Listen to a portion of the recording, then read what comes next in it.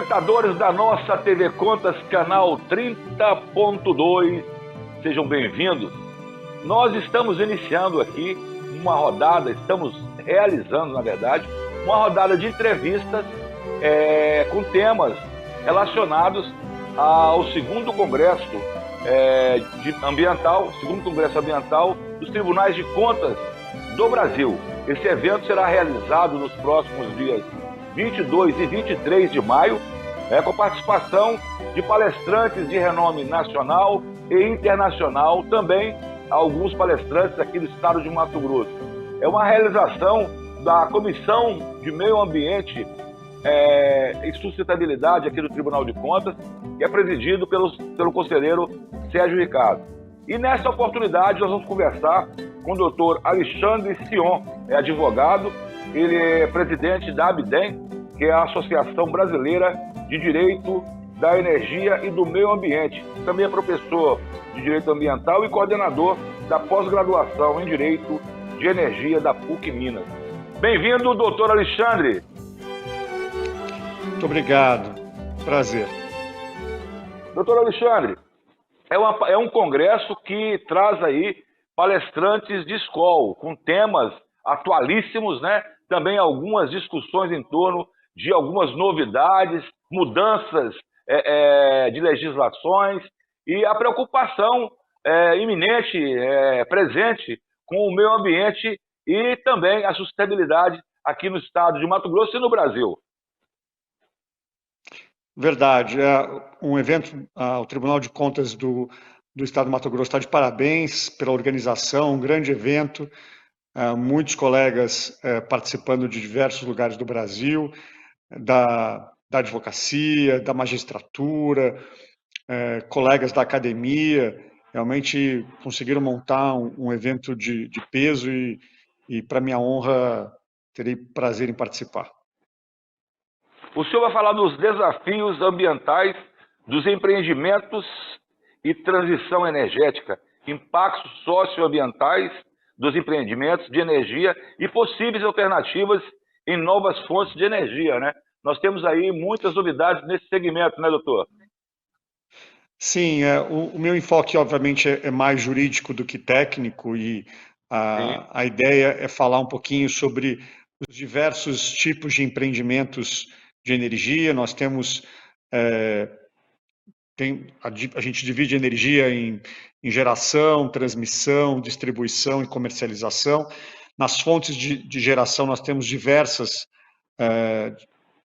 tipos de empreendimentos, cada um com os seus desafios de implantação, de operação, desafios ambientais, porque a relação do ser humano com o ambiente é sempre uma relação de aparente conflito. Então, conciliar as necessidades da sociedade com esse tema, né, de energia, a gente não consegue ver a vida moderna sem energia. E isso tem um custo. Então, conciliar esse custo, que também é ambiental, mas não só, mas esse custo ambiental com as necessidades da sociedade é um dos papéis do direito ambiental.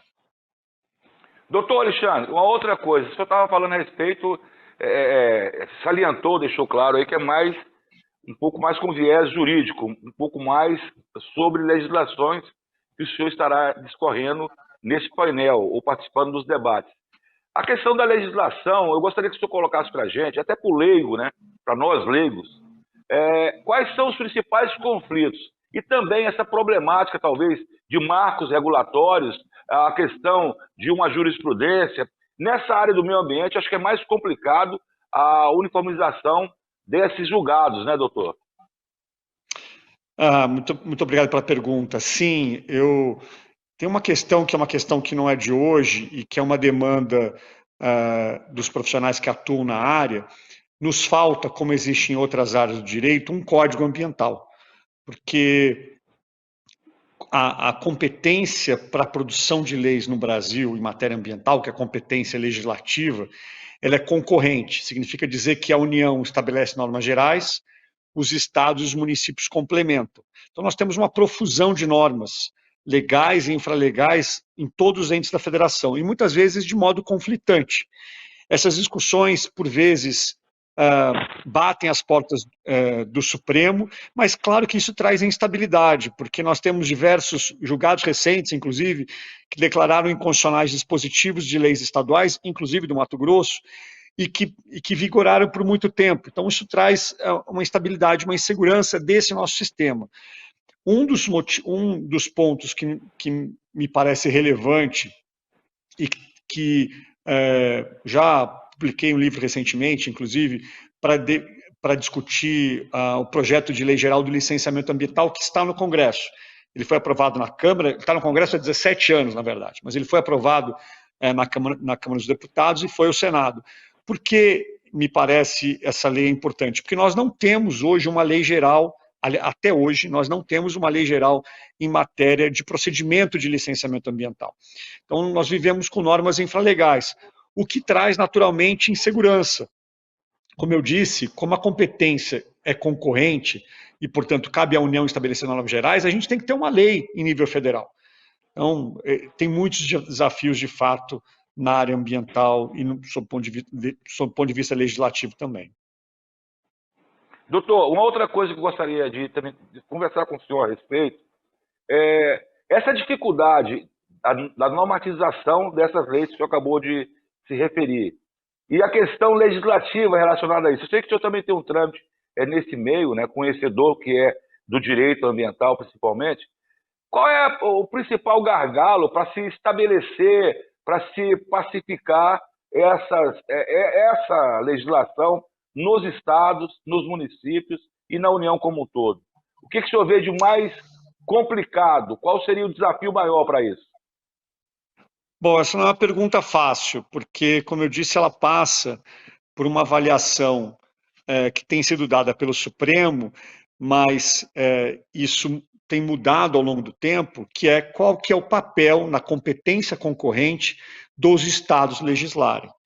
A Constituição estabelece no artigo 24, que é da competência concorrente, que os estados podem legislar, e podem legislar de forma plena na ausência de uma lei geral. Então, no meu entendimento particular, os estados poderiam legislar de forma completa sobre licenciamento ambiental, por exemplo, na medida em que nós não temos uma lei federal.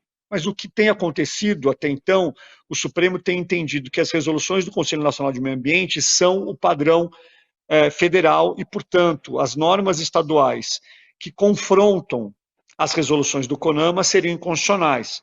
Então, como eu disse, a gente tem decisões que definiram inconstitucionalidade de dispositivos de leis do Mato Grosso, da Bahia, do Amapá, exatamente por conta disso, de serem leis estaduais que tratam de forma diversa aquilo que as resoluções do CONAMA em nível federal estabelecem. Então, eu acho que, entre outros pontos, passa por termos uma lei geral, como eu disse, em nível federal, que estabeleçam as regras para que os estados possam, na medida das suas particularidades, complementar essas disposições. Eu falei de licenciamento, mas essa questão... Pois não, desculpa. Pode seguir, pode seguir, por favor. Eu disse que eu estou tratando de licenciamento porque é uma questão por demais relevante para a implantação de empreendimentos, especialmente de infraestrutura, como de energia, e que países como o nosso dependem bastante para o desenvolvimento, mas essa questão ela não perpassa apenas licenciamento, passa por toda legislação ambiental. E nós temos diversas questões que se relacionam, seja com energia, porque a Constituição estabelece que a competência privativa da União para legislar sobre mineração, e da mesma forma, nós também tivemos recentemente uma decisão do Supremo em relação a uma lei municipal de Cuiabá, que tratava de mineração. Enfim, a competência é um assunto por demais delicado e que a gente ainda tem um espaço para caminhar e trazer estabilidade, na minha opinião. O senhor citou na questão da mineração uma lei municipal. Eu vou colaborar com o nosso bate-papo aqui, também lembrando o senhor que recentemente o Supremo julgou inconstitucional uma lei aqui aprovada na Assembleia, estava em discussão na Assembleia, relacionada justamente à energia. que era a construção de pequenas hidrelétricas no Rio Cuiabá. Isso tem causado uma grande polêmica, debates, audiências públicas, e agora, recentemente, a secretária de Meio Ambiente, ela vetou lá o pedido para o licenciamento do início da construção e dos projetos para essa hidrelétrica. Como é que o senhor vê isso? É o conflito, né, doutor? E também é importante a gente diferenciar hidrelétricas de PCH, né? PCH são pequenas centrais hidrelétricas, então o impacto das PCHs são muito menores do que das hidrelétricas. Mas essa é uma discussão importante, porque o artigo 22 da Constituição estabelece que é competência privativa da União legislar sobre, entre outras coisas, mineração e energia. Ao passo que o artigo 24 fala da competência ambiental concorrente. Então, toda vez que existem leis como essa, em que proíbem a implantação de empreendimentos de energia ou de mineração, o que vai valer? Vale a competência privativa da União para legislar sobre aquela matéria ou a competência concorrente ambiental e, portanto, o município, seja pelo artigo 24, seja pelo artigo 30, teria competência? Na minha opinião, eu entendo que não poderia o município criar uma lei que proibisse uma atividade cuja competência legislativa para legislar a respeito é privativa da União. Porque, senão, o município, por via reversa, estaria fazendo aquilo que ele não pode fazer por via direta. Ou seja, o município não tem competência para legislar sobre energia e sobre mineração. Então, ele não pode, ao argumento da questão ambiental, proibir uma atividade. Uma coisa é regulamentar como aquela atividade poderá ser implantada no seu município dentro da sua esfera de competência. Agora, proibir uma atividade que se dá no interesse nacional, vamos lembrar, o artigo 176 da Constituição fala que tanto o aproveitamento energético quanto a mineração se dão no interesse nacional. Em mineração, é um bem da União, artigo 20. A competência privativa para legislar sobre é da União. Como é que o município poderia impedir? Então, na minha humilde opinião, entendo que não poderia. Mas nós temos julgados de um lado e de outro. A gente tem julgado dizendo que pode, porque entende como uma competência ambiental, e tem julgado que entende que não pode. Então, obviamente, isso traz alguma instabilidade, insegurança, e que eu espero que a gente resolva aí no médio prazo. Nós vamos continuar batendo esse papo aqui, eu vou chamar um pequeno intervalo, e eu gostaria de falar para o nosso telespectador que o segundo Congresso Ambiental dos Tribunais de Contas do Brasil acontece aqui em Cuiabá nos dias 22 e 23 de maio, agora, segunda e terça-feira próximas, agora nesse finalzinho de mês, né? Falta aí 8 dias, hein, Semilo? Menos de 6 dias, né? É a segunda-feira que vem.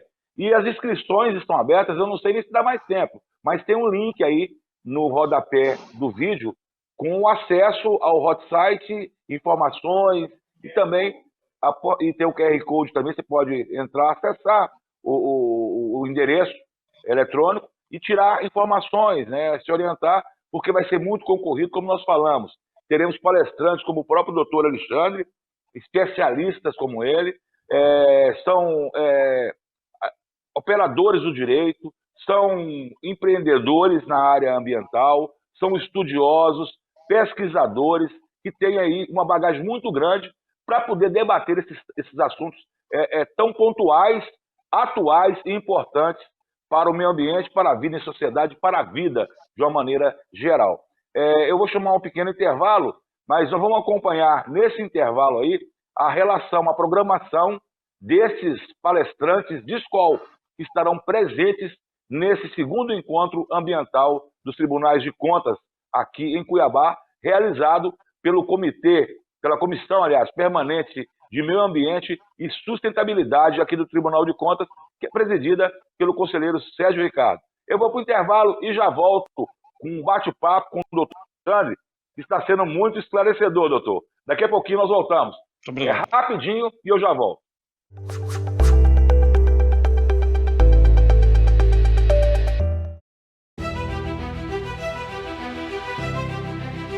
Venha participar conosco do 2º Congresso Ambiental dos Tribunais de Contas do Brasil nos dias 22 e 23 de maio.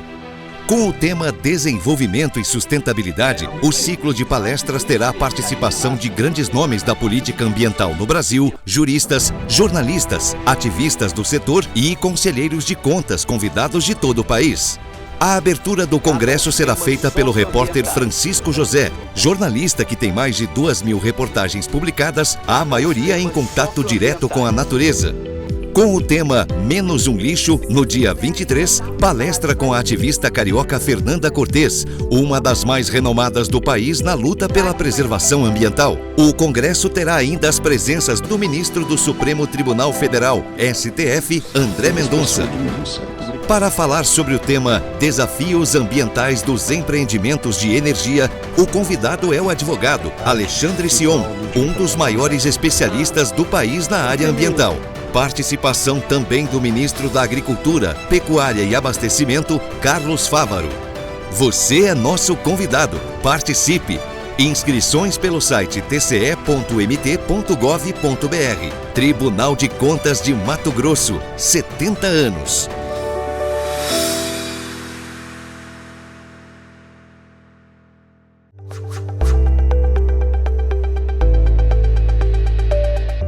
Olá, amigos telespectadores da nossa TV Contas. Para você que está chegando agora aqui no canal 30.2, nós estamos dando continuidade a uma rodada de entrevistas referentes, é claro, ao 2º Congresso Ambiental dos Tribunais de Contas do Brasil, que acontece nos próximos dias 22 e 23 de maio, segunda e terça-feira próxima agora de maio. A programação é uma programação muito extensa, muito enriquecedora, esclarecedora, com debatedores e palestrantes de renome nacional e internacional, como o doutor Alexandre, com quem nós estamos batendo esse papo aqui, muito amistoso, mas muito profícuo. Doutor Alexandre, e alguns pontos que o senhor quiser aí aprofundar um pouco mais, ou quiser falar um pouco a respeito dos seus colegas que estarão participando desse congresso, a palavra, microfones e câmeras para o senhor. Muito obrigado pela gentileza. Bom, tem muitos assuntos para falar sobre ambiental, né? Eu tenho o prazer de dar aula há 20 anos de direito ambiental e atuar também há muitas décadas na área. Tem muitos desafios, né? A gente falou rapidamente sobre alguns, seja em relação à legislação, seja em relação ao licenciamento, seja o conflito de competência entre os diversos entes federativos. Nós avançamos com uma lei complementar, porque até a lei complementar 140 de 2011, nós convivíamos com uma resolução do CONAMA que estabelecia a competência de entes federativos, o que a expressão era assim, é ruim com ela, pior sem ela, porque a gente queria ter regra, mas é claro que uma resolução não pode definir competência de ente federativo, só a Constituição ou lei complementar. Mas nós temos ainda muito para avançar. Como eu disse, acho que a Lei Geral do Licenciamento é importante, acho que uma definição muito clara de quais são os limites das competências privativas e das competências concorrentes, me parece que é um caminho adequado, e essa harmonia entre os entes, e que passa, na minha opinião, também por uma revisão da interpretação que tem se dado. Tem se dado uma interpretação nos tribunais no que diz respeito ao conflito entre as normas. Bom, mas quando tem duas normas que tratam sobre a mesma matéria, qual que é a norma que deve ser aplicada? E o entendimento que tem se dado, e especialmente no STJ, é de que vale a norma mais restritiva.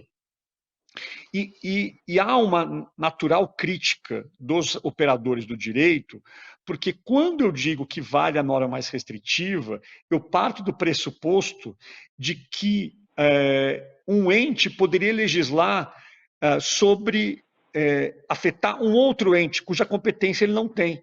Então, qual que é a norma que vale? Vale a norma cujo ente competente ou cujo ente é competente para legislar sobre. Então, se é um empreendimento no município de Cuiabá, caberá a aplicar a legislação de Cuiabá, se o licenciamento for de Cuiabá. Agora, para que ela seja constitucional, ela tem que estar alinhada com o Estado e com a União. O exemplo que eu estou trazendo sobre para tentar responder a seguinte pergunta. Bom, mas eu tenho duas normas de níveis federativos distintos, qual eu devo aplicar? E a primeira resposta que a gente deve ouvir é: vale a norma mais restritiva, sob o ponto de vista ambiental. E no primeiro momento ela parece cativante, porque a questão ambiental é por demais relevante, a gente deve proteger, diz isso o artigo 225 da Constituição, o meio ambiente para as presentes e futuras gerações, mas sob o ponto de vista constitucional me parece que essa não é a melhor resposta. E por que eu digo isso? Porque se o licenciamento é de competência do município de Cuiabá, na forma do artigo 9º da Lei Complementar 140 de 2011, cabe aplicar a legislação do município de Cuiabá. Não poderia, num licenciamento municipal, aplicar a legislação do Estado ou da União. Agora, a legislação de Cuiabá deve, para estar vigente, ser constitucional e, portanto, deve estar alinhada com a legislação do Estado e da União. Mas isso significa dizer que eu posso escolher a lei a ser aplicada em função da conveniência. Se é em Cuiabá, é de Cuiabá. Se o licenciamento é do Estado, é do Estado do Mato Grosso. Se ele é federal, é da União. E isso, junto com esse ponto, nós temos diversos outros. Por exemplo, nós já tivemos um julgado que diz que estabelece a seguinte premissa: indúbio para o ambiente, ou seja, a dúvida beneficia o ambiente, que, de novo, parece comovente, parece afetuosamente interessante essa premissa, mas ela parte de uma premissa, com o meu máximo respeito, que a Constituição não desenha. Qual que é essa premissa? De que existe uma hierarquia de direitos e princípios constitucionais. Não existe. Eu não posso dizer que o direito, por mais privilegiado que seja, o direito ao meio ambiente ecologicamente equilibrado como direito fundamental da pessoa humana, é, por exemplo, mais importante do que o direito ao desenvolvimento, do que a livre iniciativa, do que a razoável duração do processo, do que o direito à moradia, do que o direito à erradicação da pobreza. Não há abstratamente um direito que valha mais do que o outro. Eu posso, no caso concreto, avaliar qual que tem o maior peso e importância. Então, são questões que, como essa, que, de novo, no primeiro momento parece envolvente, mas que tem vários reflexos. Desculpa, não te entendi. Não, parece que é uma lei mais simpática, né? E, na verdade, exatamente. Pode ser uma armadilha, né? Pode ser eu acho que é perigoso. Né? Veja, quando eu digo isso, de forma alguma eu digo que a gente não deve proteger o meio ambiente. Sim. Eu seria um insano se eu dissesse isso. Primeiro, eu seria um insano e não poderia nem ser professor, nem ser advogado, porque a Constituição tem esse comando para a sociedade e para o poder público. Ocorre que na Constituição não tem apenas esse direito, nós temos uma infinidade de direitos e que precisam ser conquistados, porque, infelizmente, ainda nós somos, como sociedade, muito carentes da execução prática de tais direitos. Nós temos diversos, direito à educação, à liberdade, à vida, à moradia, à propriedade, ao desenvolvimento, à erradicação da pobreza, mas, infelizmente, a gente está muito longe de permitir isso para todo mundo. Então, e muitas vezes, no caso concreto, o que a gente tem são conflitos. De um lado, eu tenho um empreendimento que visa aumentar o desenvolvimento daquela comunidade, gerar emprego, gerar renda, arrecadar tributo, aumentar o índice do desenvolvimento humano e que vai gerar impactos. Então, é próprio do direito ambiental discutir esses conflitos, mas que não há, a priori, um que valha mais do que o outro. Eles devem coexistir em harmonia.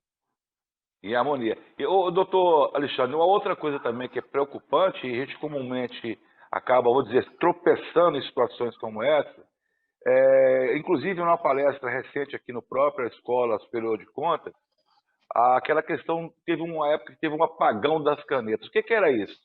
As pessoas ficavam com medo, de repente, não digo de julgar, mas de tomar determinadas decisões por conta do aperto, recrudescimento. E falhou, não tô ouvindo, desculpa. Falhou o áudio para mim. Das leis, levar o direito também ao livre empreendimento, a erradicação da fome, erradicar a fome, a questão da sobrevivência de algumas comunidades extrativistas, por exemplo, e alguns outros empreendimentos, né? O empresário fica com medo de empreender. O empreendedor acaba tendo um apagão. Isso pode acabar acontecendo por conta de toda essa dureza da legislação, né? É verdade. Eu acho que eu até falhou um pouquinho o áudio, mas eu acho que eu entendi o contexto, e eu acho que a gente tem um livro recente que eu publiquei e que um dos artigos é no colega que fala sobre o direito ambiental do medo, que infelizmente, o que nós vivemos. O que nós vivemos, as pessoas, e isso serve especialmente para os servidores dos órgãos ambientais. Por quê? Porque eles vivem com medo. Eles vivem com medo porque para os empreendedores eles demoram demais, para a sociedade eles são lenientes, para os órgãos de controle existem atividades que não são adequadas, e nós temos a legislação, e especialmente eu vou citar aqui um dispositivo da chamada Lei de Crimes Ambientais, que na verdade é a Lei dos Crimes e Infrações Administrativas Ambientais, que é 9605 de 98, ela estabelece no artigo 67 que o agente público que concede uma autorização ou licença em desacordo com as normas ambientais comete crime. Até aí tudo bem, porque se tiver um agente que quer conceder uma licença de forma ilegal, ele deve responder. Ocorre que esse mesmo artigo permite que a modalidade culposa responsabilize o agente. Então, se o agente foi descuidado, não viu nas milhares de normas que existem qual que é a que deve ser aplicada, pode responder por crime. Então, o que ele vai fazer? Ele vai cruzar os braços, porque cruzando os braços, o risco é menor, no máximo a improbidade administrativa. Mas se ele concede a licença, ele tem o risco da responsabilidade criminal ambiental. Não dá para a gente conviver com isso.